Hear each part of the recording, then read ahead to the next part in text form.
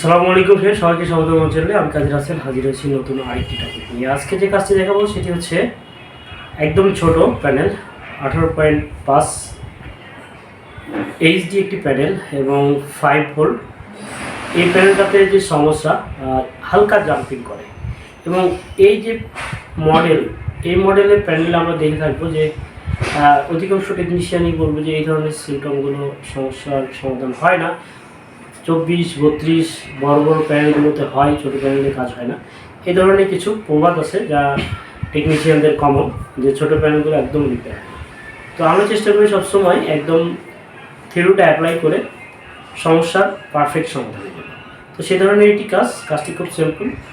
এই বেসে যারা আছে সবকে নিয়ে কাজটি করছি।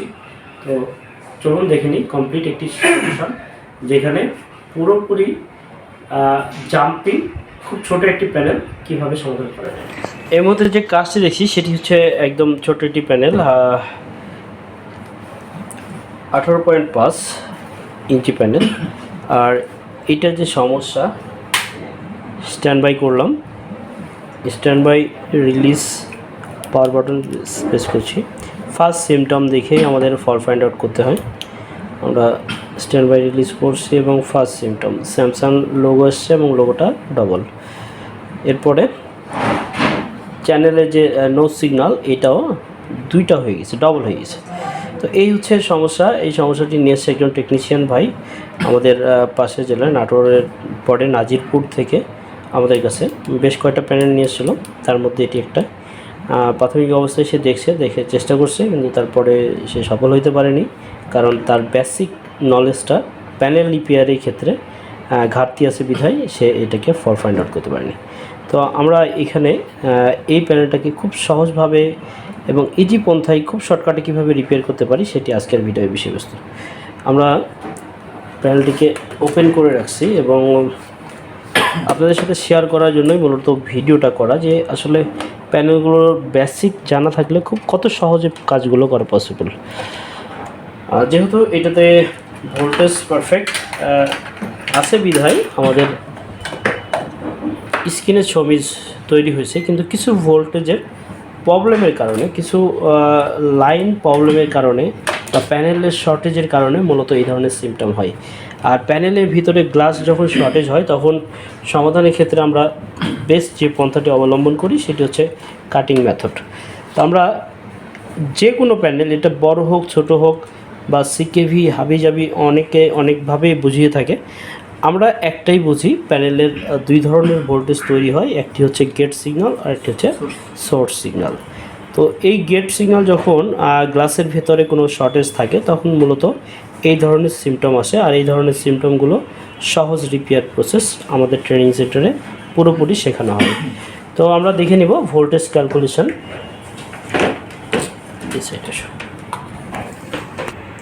আমাদের প্যানেলটি রান আছে, আমরা ভোল্টেজ জাস্টিফাই করব। এইগুলো আসলে দেখানোর মেন বিষয় হচ্ছে যারা বিগিনার আছেন তাদের এটা ধারণা। অনেকেই ফোন করেন যে এই ধরনের সমস্যা হলে কী করবে, সেক্ষেত্রে ভোল্টেজের কথা বললে তারা সঠিক উত্তরটি দিতে পারে না।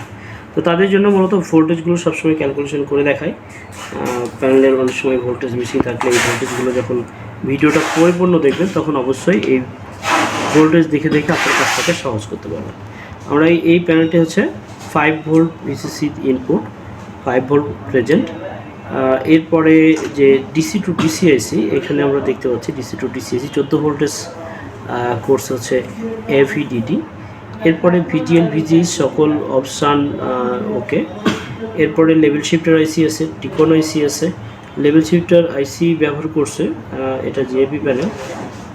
তো ফ্রেন্ড, এইখানে যে সমস্যাটি হয়েছে আসলে এটা একজন টেকনিশিয়ান এসে কিছু ঘাটাঘাটি করা আছে, ঘাটাঘাটি করছে, কিন্তু বেসিক অনুসারে না থাকার ফলে সে এটাতে ফেল করছে।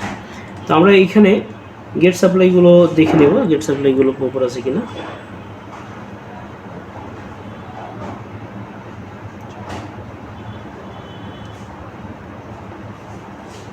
সব ভোল্টেজই পারফেক্ট আছে, কিন্তু নির্দিষ্ট একটা ভোল্টেজ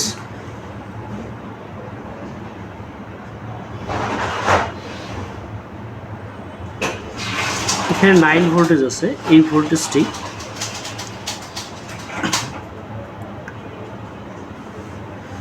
আমরা এই 9 পয়েন্ট সামথিং ভোল্টেজ যেটা আছে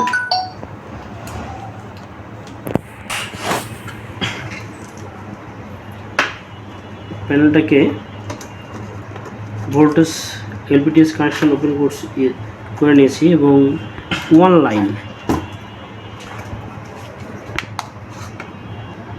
আমরা এখান থেকে ওয়ান লাইন রিমুভ করব।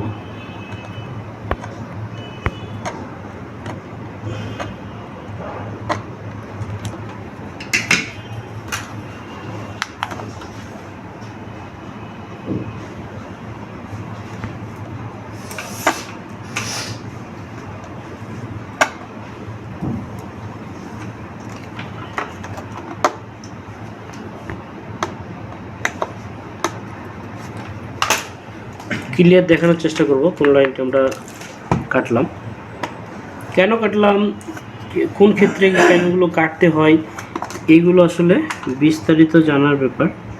আর বিস্তারিত জানতে গেলে অবশ্যই আমাদের ট্রেনিং সেন্টারে আসতে হবে নিজেকে আপডেট করার জন্য, সঠিক প্যানেল রিপেয়ারটাকে জানা এবং বোঝার জন্য।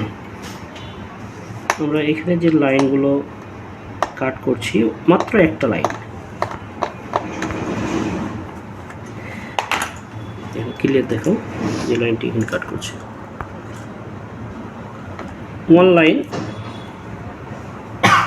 এই লাইনটা আমরা কাট করছি এবং এই লাইন কাট করার পরে আমার স্ক্রিনের রেজাল্টটি দেখব।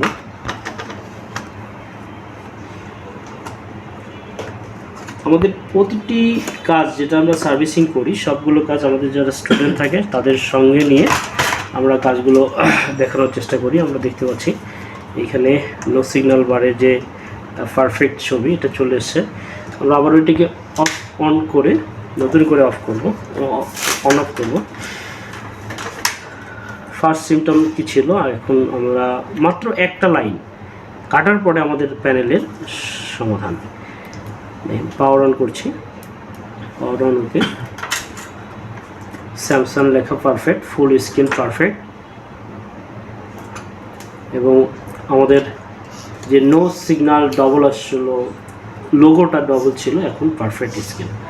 তো ফ্রেন্ড, মেন কথা হচ্ছে প্যানেলের বেসিক জানতে হবে, প্যানেলের গঠনটা কি, প্যানেল কিভাবে কাজ করছে।